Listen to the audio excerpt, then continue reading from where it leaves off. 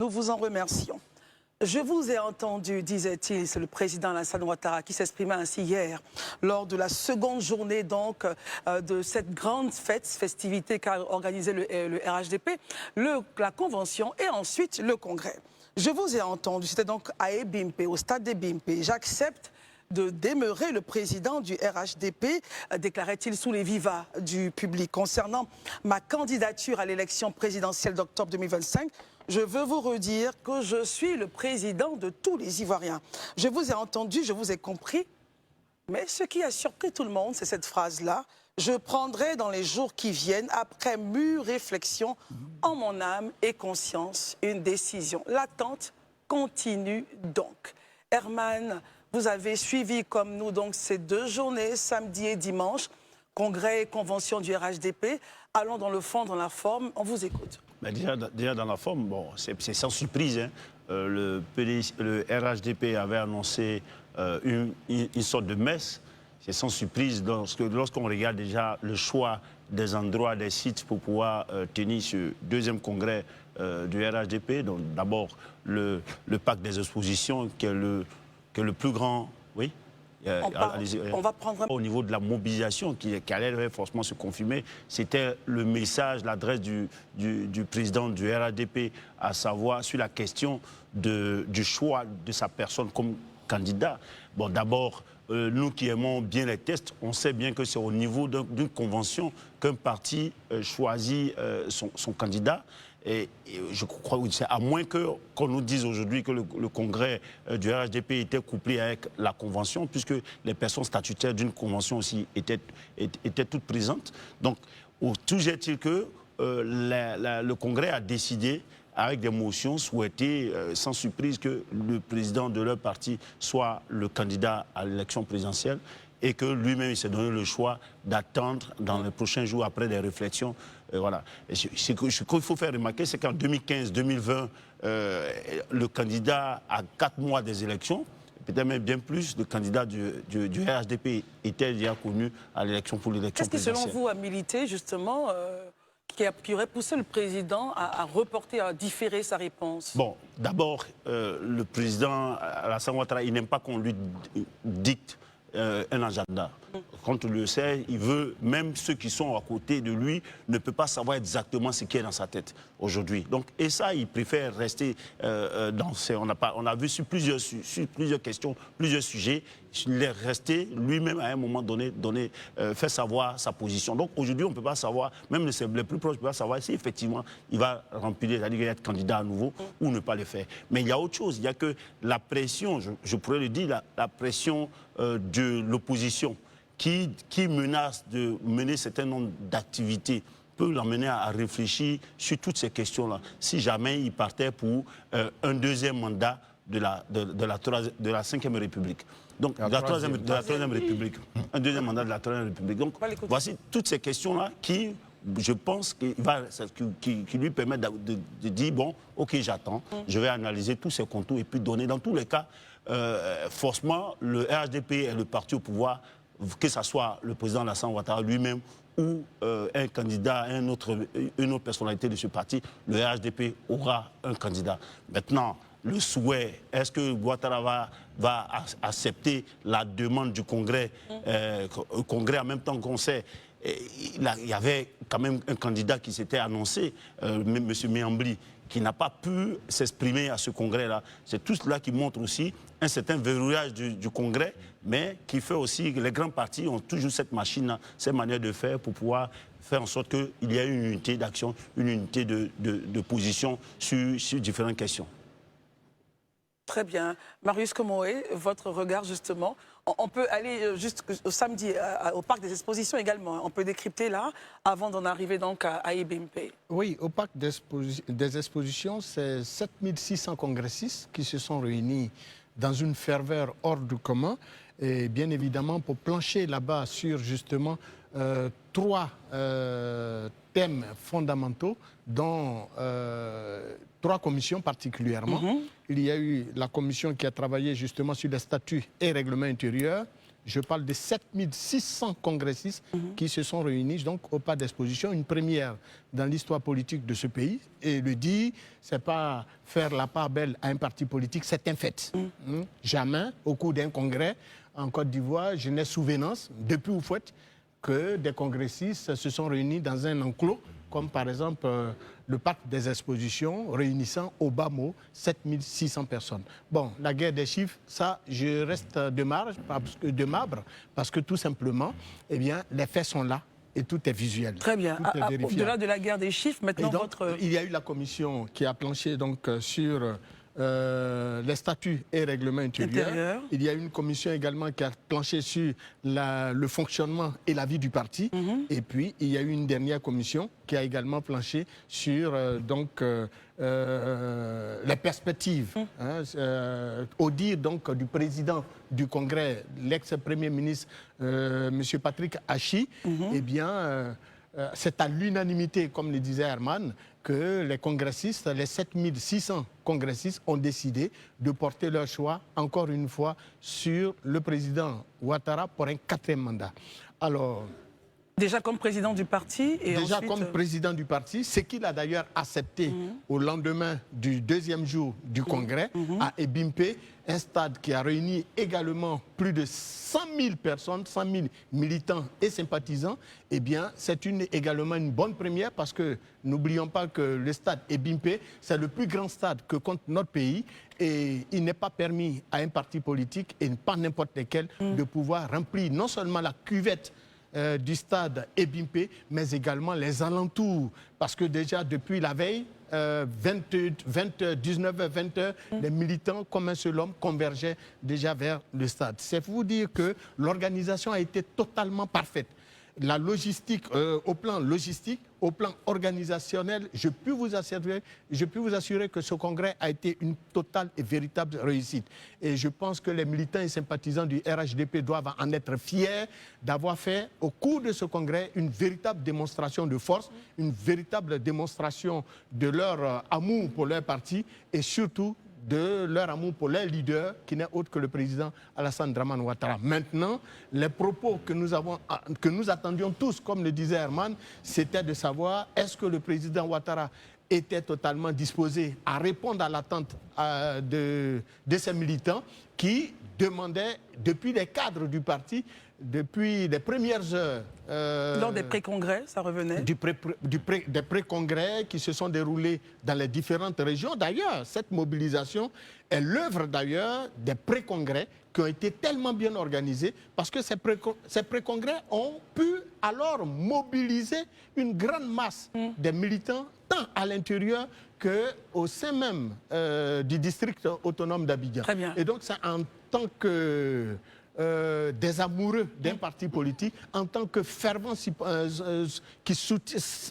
j'allais dire supporter des actions d'un parti politique, que les Ivoiriens, une grande majorité, une très bonne grande majorité des Ivoiriens sont déplacés et donc au stade Ebimpe. Et moi, je compte des faits. Les faits sont là et il faut en être fier d'avoir vu ça. J'aurais bien voulu que cela se fasse aussi avec d'autres partis politiques. On attend de voir. Très bien. Avant de passer la parole, pourquoi, selon vous, il n'a pas donner sa réponse, très attendue d'ailleurs? Mais écoutez, le président Ouattara nous a habitués en tant que fin stratège politique à détenir lui-même son horloge politique. Il ne laisse personne lui dicter, comme le disait Herman, son horloge politique. C'est vrai que dans une volonté générale, les militants auraient souhaité qu'ils réagissent maintenant et tout de suite au stade Ebimpe à leur attente, de leur dire clairement s'il était candidat ou pas. Mais vous savez qu'en politique, eh bien, tout est stratégie. Et je pense que le fait de n'avoir même pas dit qu'il était candidat le met dans une posture et met également son opposition dans une autre posture. Parce que l'opposition également était dans l'attente de l'affirmation par le oui ou le non de M. Ouattara d'être candidat ou pas. Justement. Et donc là, il a tous dribblé, tout le monde. Et puis bon, on attend donc que M. Ouattara, qui détient son horloge politique, nous dise quand est-ce qu'il aura jugé bon de dire aux Ivoiriens s'il est candidat ou pas, et surtout à ses militants et sympathisants. Merci beaucoup, Marius. Avec Daouda, on va observer. Daouda, vous étiez en immersion justement au compte de la chaîne. Donc, vous allez avoir un regard plus insight, des détails que nous n'avons pas peut-être eu à la télévision ou sur les réseaux. Et puis, on va observer avec vous le regard de l'opposition.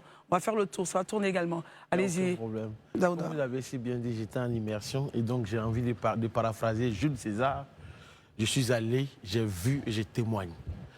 J'étais au parc des expositions et ce parc des expositions-là, franchement, nous sommes arrivés sur le coup de 8 h du matin. Le samedi 21. Le samedi. Déjà, le dôme du parc d'exposition était déjà plein à craquer. Il n'y avait pratiquement plus de place. Il fallait même jouer un peu des coudes pour pouvoir avoir accès à une place. Première des choses. La deuxième des choses, c'est qu'il y avait 2 ou 3 chapiteaux en dehors, sur l'esplanade justement, qu'on appelle ça pour... Ah oui, au parc d'exposition. Au parc d'exposition, pour les ateliers concernant le congrès, le toilettage des textes. Ces 2 chapiteaux étaient encore aussi pleins à craquer. Dehors encore, il y avait encore du monde, un monde fou. À un moment donné, je me suis même posé la question, j'ai dit, mais on a dit, c'est pour les congressistes pour venir faire le toilettage des textes, mais pourquoi tout ce monde, toutes ces personnes-là sont là pour toiletter les textes? Mais bon, j'ai vu que, sûrement que les militants du RHDP voulaient communier, c'était un moment de communion pour eux. Peut-être que, sûrement, avec tous les remous sociaux qu'il y a actuellement avec les différents partis politiques, c'était une façon pour eux aussi de démontrer qu'ils soutiennent leurs champions, ils sont prêts pour leurs champions, jusqu'à aller jusqu'au bout. Maintenant, quand on finit ça, parce que au soir au soir du congrès, quand ils ont fini de toiletter les textes, à l'unanimité et à l'applaudimètre, ils sont tous tombés d'accord que c'est le, comment on appelle ça, c'est le président Ouattara qui devrait être leur candidat. Et ça a été véritablement le standing ovation dans la salle. Je pense que c'est sur ce coup-là que le congrès, le premier jour a pris fin. Au deuxième jour, j'aimerais aller sur la forme, comme les autres. Je pense que le deuxième jour du congrès à BMP, c'était une succession de symboliques. Lesquels? Que Ouattara voulait faire passer aux uns et aux autres, que ce soit à son opposition ou que ce soit même à ses militants eux-mêmes. Dans la forme, la première des choses, c'est que certains disent qu'il est vieux. Je pense aussi qu'il est vieux. Mais j'ai vu un vieux de 83 ans. Il est âgé, on va dire. Il est très âgé. J'ai vu un homme de 83 ans qui était en communion avec son peuple. Il rentre dans la cour du stade BMP. Il fait un premier tour dans la voiture. Avec son commande-car. Avec son commande-car. Après, il descend de son commande-car. Malgré les recommandations de son service de sécurité, il fait le tour de ce même stade à pied. Et il pleuvait et c'était sous la pluie. Quelle symbolique selon vous? Mais parce qu'à la vérité, quand on dit quelqu'un est vieux, il ne peut plus marcher. Parce qu'il marche, il va, il salue des gens, il fait des bains de foule, il est à gauche, à droite, en même temps. Il démontre que, comme il avait dit face aux diplomates en son temps, j'ai encore de la force, j'ai encore de la vivacité, je peux toujours rempiler. Mais il n'a pas encore dit, je vais rempiler. Deuxième symbolique que j'ai pu voir personnellement, c'est que pendant 25 minutes, j'ai vu Ouattara. Oui, l'image, ouais. Voilà, voici l'image là où il marche pour faire le tour du stade.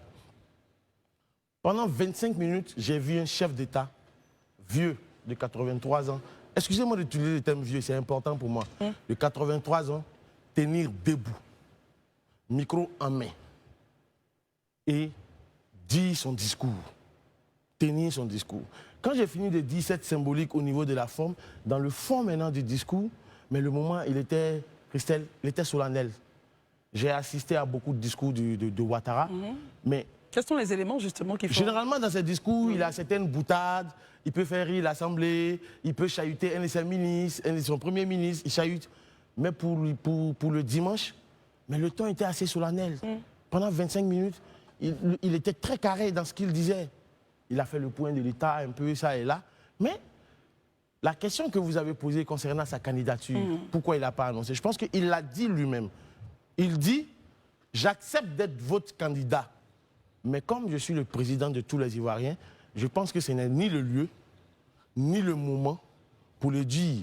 Il y a un moment propice pour le dire. Rappelez-vous, en 2020, c'est pratiquement le 6 août qu'il a annoncé... La veille de l'indépendance. Voilà, qu'il a annoncé qu'il serait candidat. C'est vous qu'on part vers le même schéma? je pense pour ma part que nous sommes en train d'aller allègrement vers le même chemin. Parce que vous avez pu voir, les gens avaient les ballons dans les mains, tout et tout. Ils s'attendaient à un oui pour lâcher les ballons. Mais bon, les ballons ont quand même été lâchés malgré le non. Il n'a pas dit non, l'attente du président. Pour ma part, si je dois analyser cette situation... Et on va terminer. Ouattara, il s'est présenté là comme un véritable stratège, un véritable maître du jeu d'échecs. Parce que là, il a laissé chacun avancer ses cavaliers, sa reine, son fou du roi. Tout le monde a avancé ses pions, mais lui n'a pas encore avancé aucun pion. Il dit d'abord à son opposition, je suis le maître du jeu, je reste le maître du temps et le maître des lieux. Même à ses militants, personne d'entre eux ne sait ce qu'il va dire exactement. Aujourd'hui, qu'on le veuille ou non, l'opposition elle-même est en souffrance parce qu'il n'a encore rien dit. Attention, le PPAC a réagi par la voix d'Adia Pikas qui dit que c'est un recul, qu'il a reculé. Est-ce que vous êtes d'accord avec lui ou comment est-ce que vous l'analysez? Non, c'est normal que M. Damana Adia Pikas dise cela. Quand il dit qu'il a reculé parce qu'à la vérité, quand l'opposition est obligée de réagir parce qu'il faut tenir en haleine ses militants, il faut leur donner de l'espoir. Le message que Damana Adia Pikas dit, c'est un message d'espoir pour dire à leurs militants, restez en éveil, restez mobilisés. Il a reculé. Regardez, il a reculé en quoi?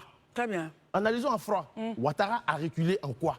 Très bien. Il a juste dit, il a été humble, il dit, ce n'est pas le lieu, vous êtes mes militants, je le dirai à tous les Ivoiriens autant que à vous et aux Ivoiriens qui ne me soutiennent pas aussi. Merci beaucoup Daouda. On va écouter Élisée avant de faire un autre tour de table sur le point, le regard ou la vision de l'opposition vis-à-vis de cela. Élisée. Ok. Moi, je voudrais déjà revenir sur la forme, je ne vais pas trop insister dessus. Je pense que vous en ont suffisamment parlé. Je vais revenir sur le fond, le discours du président de la République. Je pense qu'il faut comprendre deux choses essentielles dans le discours du président de la République. Premièrement, moi, voici les deux éléments essentiels que je retiens. Je suis le président de tous les Ivoiriens. Dès cet instant, ce qui concerne ma candidature, l'annonce ou non de ma candidature, n'est pas quelque chose qui est exclusif au RHDP. Mais c'est quelque chose qui concerne l'ensemble des Ivoiriens, parce que ça engage l'ensemble des Ivoiriens. Ça va au-delà de la simple chapelle politique RHDP. Ça, c'est la première chose qu'il veut que les gens retiennent d'abord. Et ça se justifie quand vous remontez en 2020. À quelle occasion il annonce qu'il n'est plus candidat devant le Congrès, c'est-à-dire le Parlement et le Sénat réunis. C'est là qu'il dit que je ne serai plus candidat, je ne vais pas briguer un autre mandat. Ce qu'on sait est survenu, il est revenu dans l'arène au mois d'août, juste à quelques semaines même de dépôt des dossiers et tout ça, il est revenu dans l'arène. Je crois que tout ça l'a inspiré à comprendre que quand on est chef d'État, c'est vrai, même quand on est leader d'un parti politique, il faut avoir la hauteur d'esprit de séparer le militantisme partisan et la fonction de chef d'État qui vous donne un certain nombre d'obligations ou qui appelle de vous un certain nombre d'obligations. Et c'est ce qu'il a voulu faire comprendre des gens en disant « Je suis le président de tous les Ivoiriens ». Mais dès l'instant qu'on est le président de tous les Ivoiriens et que notre candidature n'est pas juste une affaire du RHDP, on ne peut donc pas annoncer notre candidature à un congrès du RHDP dans un stade. C'est une question de logique. Voilà. Il faut donc que cette candidature soit annoncée dans une instance solennelle, république. Et vous et moi, en le disant aussi, le président Ouattara laisse planer de l'énigme vraiment sur sa candidature. Supposons qu'il ait dit hier qu'il n'est pas candidat devant ces milliers de personnes. Mais vous savez comment on allait sortir du stade? Dieu seul sait comment on allait sortir du stade. Hein? Bon, je dis comment les militants allaient sortir du stade. Dieu seul sait comment les gens allaient accueillir cette information. Il ne peut pas, ce n'est pas l'endroit idéal, l'endroit indiqué pour qu'il l'annonce. Je crois que c'est ça. Et il laisse aussi planer, comme je le dis, le spectre du doute. Comme il peut partir, comme il peut rester. Comment est-ce que vous jugez justement le point de vue du PPACI par la voix d'Adia Pikas, qui estime que c'est un recul, qu'il a reculé? Non, ce n'est pas un recul. Moi, je pense que c'est de bonne guerre. Hein. C'est un opposant. Depuis longtemps, ils disent qu'ils ne veulent pas un 4e mandat du président Ouattara. Donc, ils peuvent toujours, dans la logique de leurs éléments de langage, aller sur cette voie-là pour dire que c'est un recul. Mais en réalité, ce n'est pas un recul. Ouattara est resté conforme à sa démarche depuis 2020. Il n'a pas changé d'un iota sur la question de l'annonce ou non de sa candidature. Donc, ce n'est pas un recul. Voilà, il s'est donné le temps de dire aux yeux de la nation, s'il va ou s'il ne va pas, mais aux yeux de la nation, parce qu'au-delà d'être le président du RHDP, qu'il a déjà accepté, c'est le deuxième élément sur lequel il voulait venir, il a accepté déjà d'être président du RHDP. Ça, il a clos ce débat-là, il est désormais le président, il continue d'être le président du RHDP. Ça veut dire quoi? Qu'il a la main mise sur l'appareil de son parti. Aujourd'hui, il reste le président, donc il continue d'avoir une influence sur le RHDP. Mais sur la question du fait qu'il devienne candidat ou pas encore, il pense que ça relève quand même de sa fonction de chef d'État. Il a un devoir vis-à-vis des Ivoiriens de toute tendance confondue. Ce n'est pas quelque chose qu'il doit, qu'il doit exclusivement garder ou bien pour lequel il doit privilégier son parti politique. Ça, je pense que c'est l'attitude d'un homme d'État. Donc vraiment, on ne va pas débattre là-dessus. Maintenant, comment l'opposition, le truc, comme je l'ai dit, c'est un débat politique. Ils ont développé un élément de langage depuis un certain moment et c'est normal de poursuivre dans cette voie-là. Je dis que c'est un recul parce qu'ils estiment qu'ils avaient demandé à Ouattara de ne plus d'avoir un 4e mandat. Donc, pour eux, ils peuvent considérer comme c'est un recul.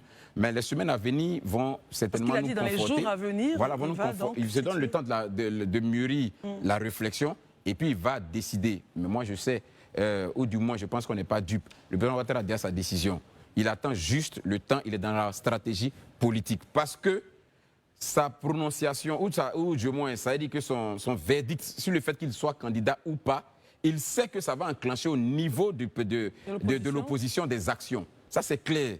Donc, lui, il veut tenir l'horloge comme les autres l'ont dit. Il veut tenir l'horloge le plus longtemps possible, faire durer le suspense. Justement, le plus longtemps possible, il empiète la stratégie de l'opposition en face. Justement, quel est le délai donné par la Constitution dans ce temps de réflexion? Quel est le délai que donne la Constitution? Jusqu'à quel jour, par exemple, il devrait donner sa position en fonction des dates que donne la Constitution? Il y a un délai, selon le chronogramme sorti par la CEI, par rapport au dépôt des candidatures. C'est quand vous déposez les candidatures, on dit vous êtes candidat. On a un délai, bien sûr. On va à ça. Oui, mais je crois que c'est au mois de septembre. Non, c'est du 26 juillet au 25 août. Du 26 juillet au 25 août. Le dépôt des candidatures. C'est ce que je voilà. Donc, c'est ce que je dis. Dans cette période, donc il a encore du temps pour pouvoir le faire. Mais les parrainages commencent le 1er juillet. Alors que les parrainages, ça doit être en fonction d'un candidat. Donc je pense que d'ici le 1er juillet, on devrait avoir une évolution de la situation. D'accord, on va suivre. Voilà. Herman, justement, votre regard de la position du PPACI qui estime que le président Alassane Ouattara a reculé. Il devait donner sa position, il ne l'a pas fait. Ils estiment que c'est un recul. Comment est-ce que vous analysez ce point? Mais déjà, il faut savoir que les partis politiques en face d'un régime au pouvoir ont leurs éléments de langage. De toute façon, eux, ils ont dit, dès l'annonce d'un 4e mandat du président en exercice, du président Ouattara, ils allaient manifester pour ne pas accepter ce 4e mandat. Et donc, quand il y a dans le discours que à l'instance où les gens attendaient que le président Ouattara donne son point sur cette question-là, et puis cette volonté de son parti politique, et que finalement, il ne le fait pas, un parti d'opposition, pour rester conforme à lui-même sa ligne, va dire que c'est un recul. Maintenant, le fait est que, en réalité, dans le fait, le président Ouattara n'a pas donné tout de suite son accord à la demande, au souhait de son parti politique. Donc voilà, eux, ils font leur jeu. Maintenant, moi, je veux regarder cela sur le récent communiqué du 11 juin. Et je pense que vous êtes prophète, parce que c'était ma prochaine question pour vous. Et je pense que vous allez le communiquer en Oui, j'ai le communiqué. Allez-y. Le communiqué du 11 juin de la Commission électorale indépendante, finalement, on peut se poser des questions là-dessus. Ce communiqué a dit quoi? La CEI invite les personnalités désireuses d'être candidates à l'élection du président de la République du 25 octobre 2025 à transmettre, conformément aux tests en vigueur, la liste de leur coordonnateur central et d'un collecteur régional au secrétariat permanent de la CEI au plus tard le vendredi 20 juin 2025. Quand c'est dit ainsi, c'est l'organe qui est en charge des élections. Donc, on se demande aujourd'hui, le RHDP n'a toujours pas de candidat. Et quels sont maintenant les coordonnateurs régionaux ou bien principaux de ce candidat-là qui devait déposer, dont le parti devait déposer la liste au plus tard le 20 juin. Donc, soit la CEI a fait un communiqué qui est imprécis, donc peut-être que la CEI va nous l'expliquer, ou bien si c'est conformément au test, comme le dit la CEI, c'est qu'on est en face d'une certaine forme de conclusion par rapport au délai que le candidat du RHDP ne va pas respecter, n'a pas respecté finalement. Alors la Voilà. CEI nous dit donc par ailleurs, informe qu'une formation.